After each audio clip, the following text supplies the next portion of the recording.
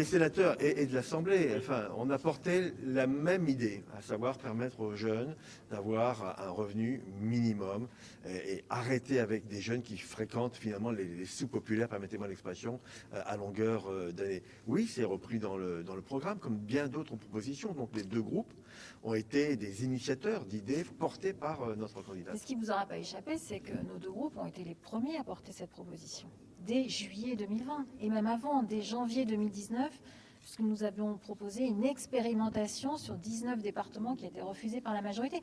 Encore une fois, nous sommes le premier groupe de gauche du Parlement français, et nous avons à chaque fois mené des combats utiles.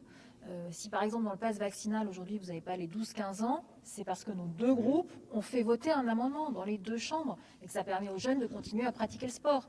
Si les aéroports de Paris ne sont pas privatisés aujourd'hui, ce sont nos deux groupes qui ont écrit. Alors évidemment, on a été suivi et accompagné par d'autres groupes parlementaires, sinon on n'y serait pas arrivé. Mais la démarche initiale, elle vient d'ici. C'est la gauche de gouvernement, c'est pas la gauche de l'incantation et de la protestation.